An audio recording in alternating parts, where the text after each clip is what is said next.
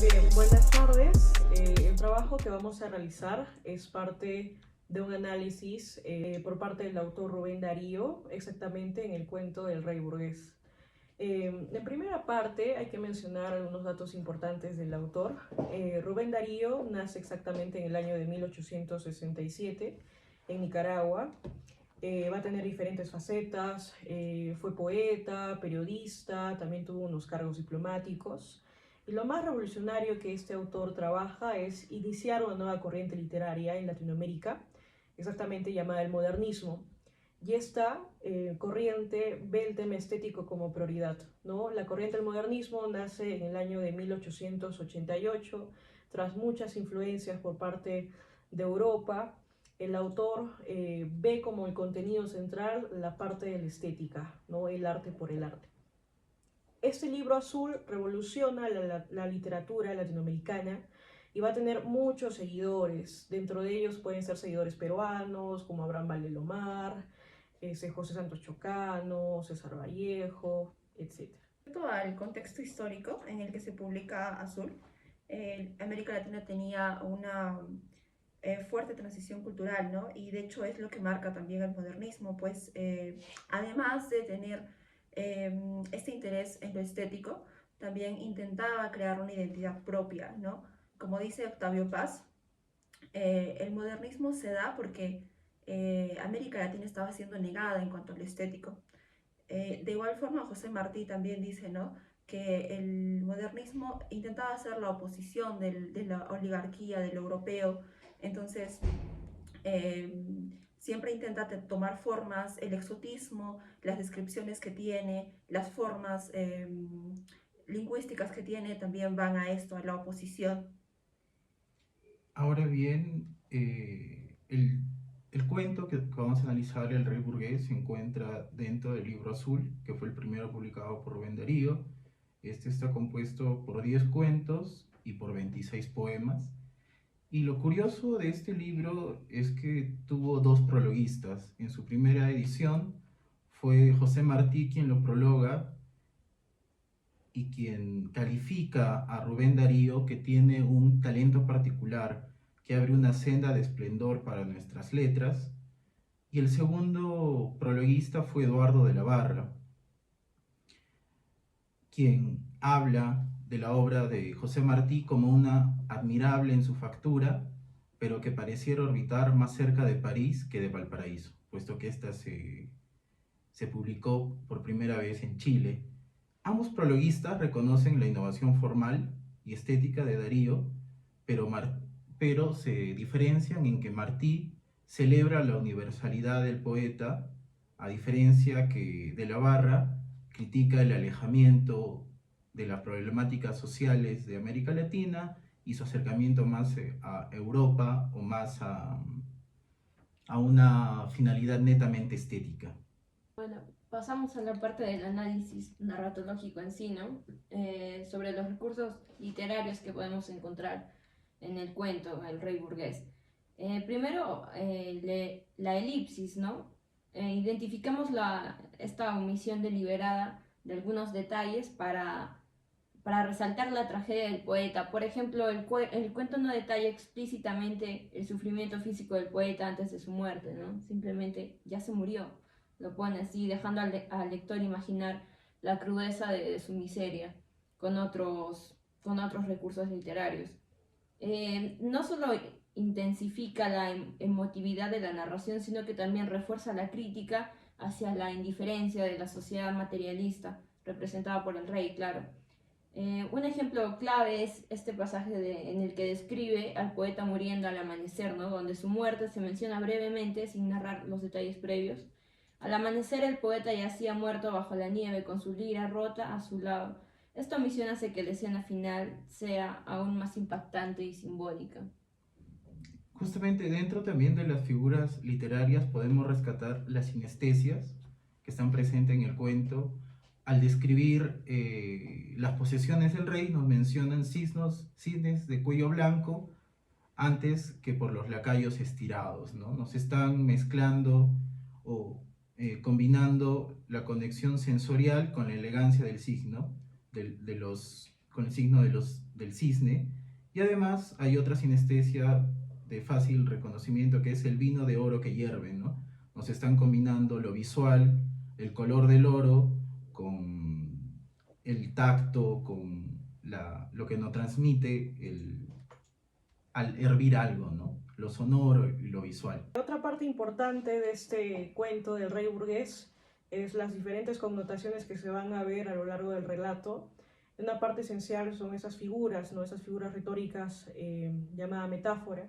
Creo que la principal que se ve a lo largo del relato es que asocia, ¿no?, que este rey es exactamente un rey de naipes.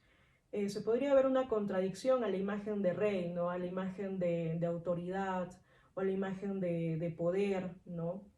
En realidad la figura del rey es una figura frágil, vulnerable, efímera, y al decir, ¿no?, los elementos llamados los naipes se asocian con lo que es el juego, ¿no?, con lo que es efímero, con lo que es pasajero, lo que sugiere que este rey burgués es igualmente, ¿no?, de una forma transitoria, que va a depender mucho de las circunstancias que se va a relatar en este cuento, y eso contrasta con la idea real que se tiene de un rey, ¿no?, con la idea de poder, ¿no?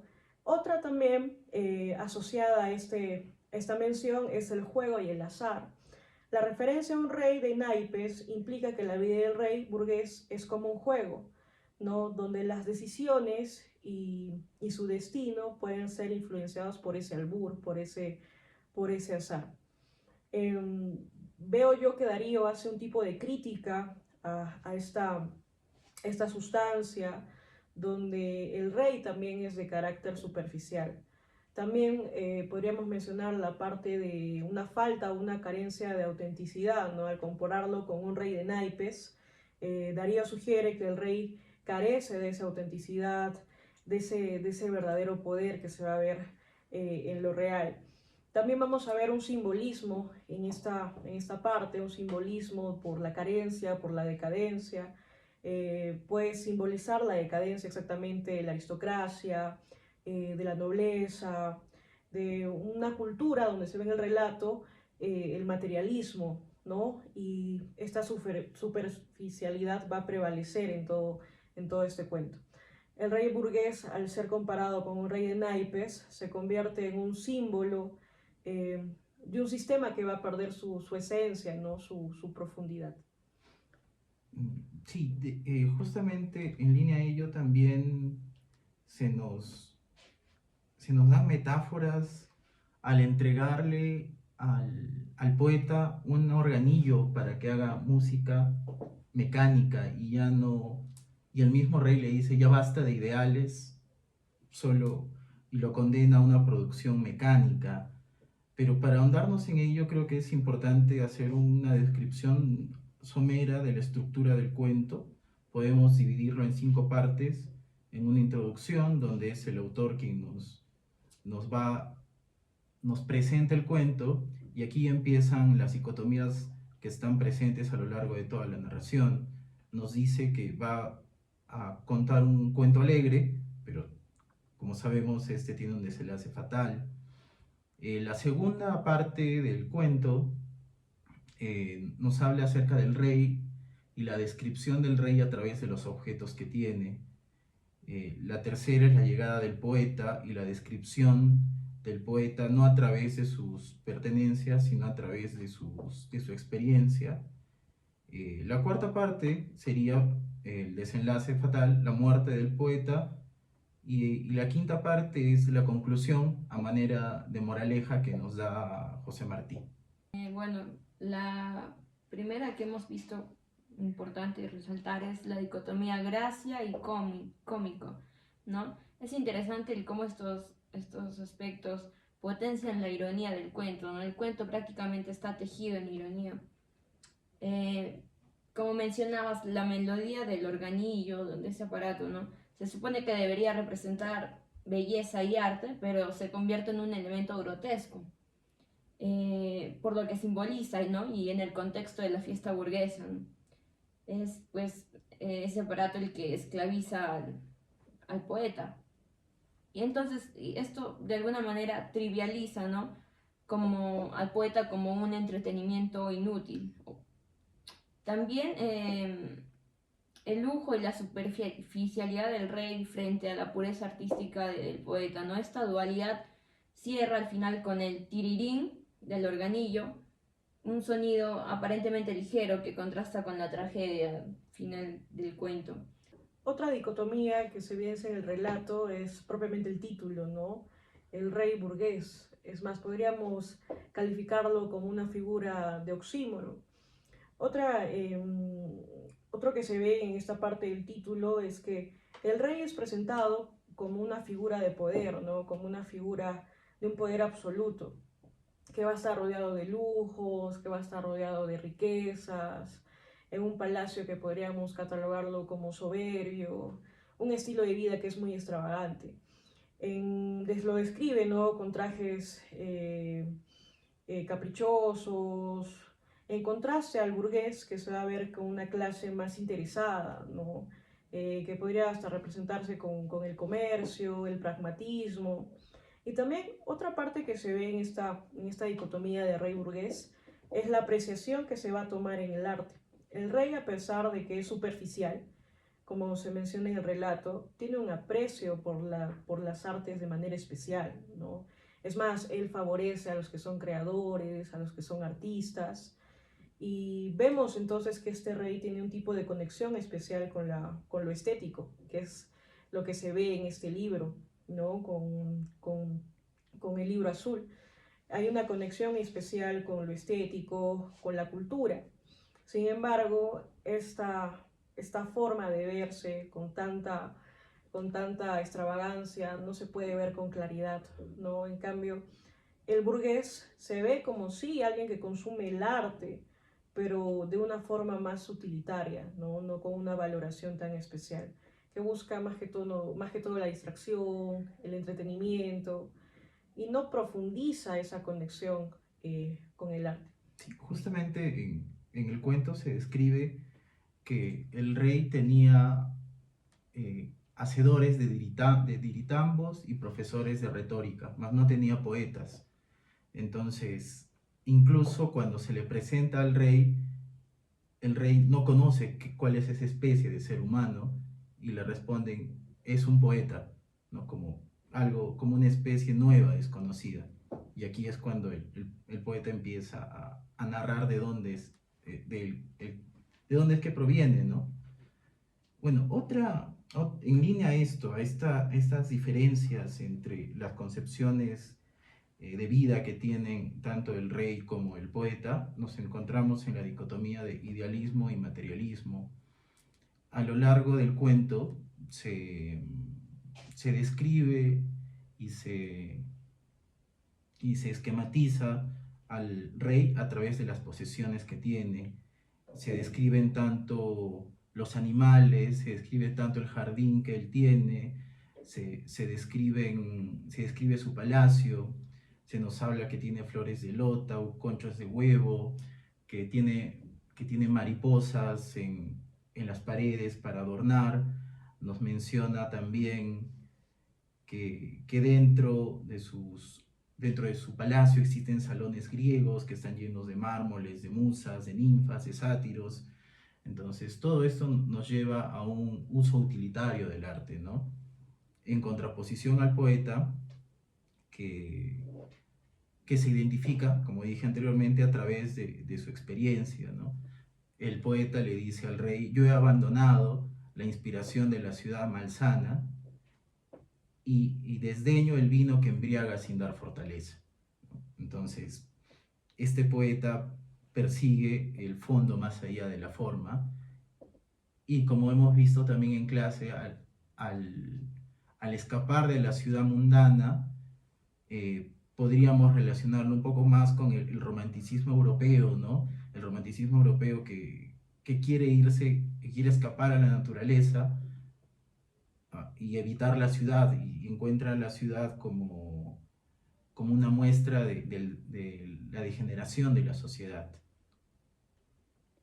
Bueno, justamente aunado al utilitarismo, también está la dicotomía poesía versus poder, ¿no? En la que se trivializa bastante lo que es el papel del poeta.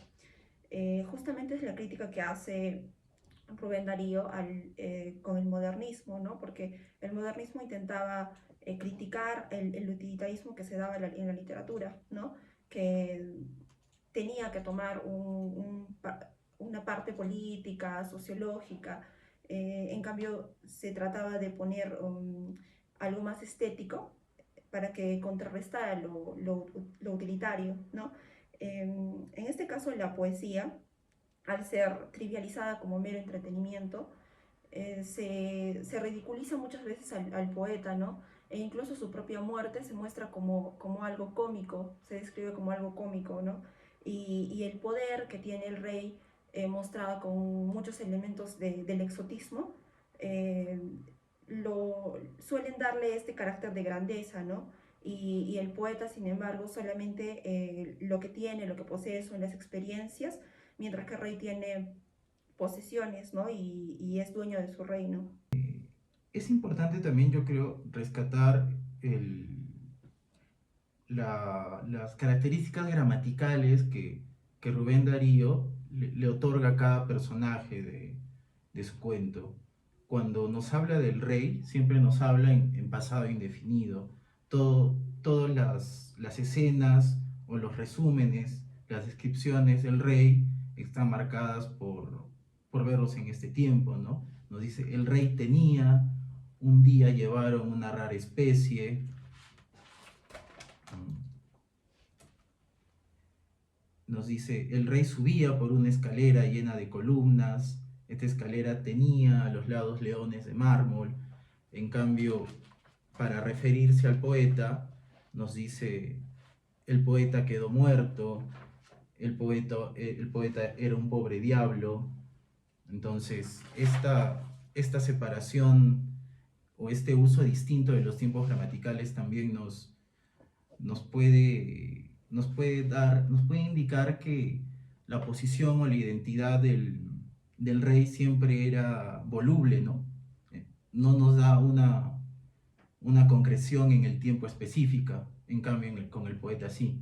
Con el poeta sí nos especifica cuáles son sus características para finalmente decirnos que él ha muerto por la desidia del rey, ¿no? Por olvidarlo en el jardín como un artefacto más, ¿no? Como un autómata más de los que el rey tiene dentro de su castillo. Yo creo que dentro del libro azul también es necesario mencionar una suerte de trilogía que explora esta dicotomía entre el idealismo, el materialismo, entre lo burgués y lo regio, entre la poesía y lo utilitario. Lo encontramos en el velo de la reina Mab, donde el velo de la reina Mab se utiliza para cubrir al poeta y para que éste sirva de refugio ante la vulgaridad y la realidad materialista en la que vive. Y en la canción del oro nos habla acerca de lo corruptor que puede llegar a ser el dinero, ¿no? Y cómo es que este afán por generar ingresos puede destruir los valores espirituales, ¿no? Ese es un caso atípico donde el oro, como un elemento regio, adquiere una connotación negativa, porque usualmente dentro de la lírica y la narrativa de Rubén Darío, las características reales tienen una caracterización positiva. Bueno, creo que podemos finalizar ya con las conclusiones, ¿no? Creo que es importante reflexionar sobre si este cuento, ¿no? El rey burgués, es un texto moralizador o contestatario. En mi postura, el cuento tiene ambos elementos, ¿no? Es moralizador en la medida en que busca enseñar una lección sobre la desconexión entre el poder material y la sensibilidad artística. Sin embargo, también es contestatario porque es como una crítica directa a las élites, ¿no? Y estas dinámicas de opresión que se sufre. Sobre todo los valores idealistas en una sociedad dominada por el materialismo. Respecto al carácter contestatario del cuento, Más o menos también era la intención de Darío, ¿no? Tener una oposición hacia hacia lo europeo, ¿no? Y lo utilitario que tenía eso que ya hemos mencionado. Darío intenta en este cuento visibilizar la figura del poeta como algo que se tiene como un bufón, ¿no? Como algo que se puede tener como un adorno, ¿no? Y también ese era para lo europeo el carácter de lo poético, de lo literario. Claro, por ejemplo, la muerte del poeta no solo simboliza el abandono del arte, sino también es una crítica a las élites burguesas, ¿no? Que trivializan lo sublime. Y en este sentido podemos decir que Darío no solo moraliza, sino que desafía estas estructuras sociales que marginan la autenticidad artística. Referencias que hace como a la India, a Japón, intenta como reconectar con estas otras sociedades que no pertenecen a lo europeo y que además se necesitan más que visibilizar, también mencionar dentro de la literatura, ¿no? Y justamente por eso es que a veces recurre como a los elementos exóticos. Yo creo que nos quedan muchas más ideas al aire, ¿no? Explorar un poco más sobre la persona de Rubén Darío. Si bien es cierto, él tiene acercamientos con la aristocracia americana y europea, saber, por ejemplo, que Núñez, el expresidente colombiano, era uno de sus financistas, pero luego enterarnos que él fue un dictador colombiano, nos apega más al Rubén Darío, que tenía el arte por el arte, ¿no? Que no miraba la identidad o la ideología de sus mecenas, sino él trataba de procurarse una buena vida. Explorar un poco más las referencias que hace Rubén Darío dentro del propio cuento a otros escritores, como lo son Gurkort, y las japonerías, las chinerías, el exotismo del que hablaba Angie, o no lo sé, podemos incluso remontarnos a los espacios, ¿no? Las diferencias que nos muestran entre el palacio y el patio, o entre el estanque donde están el resto de los cisnes y el lugar relegado en el que se encuentra el poeta junto con el organillo. Así que yo creo que este cuento y este análisis da para mucho más, ¿no? Bueno, Muchas chao. gracias. Gracias por Gracias. ver.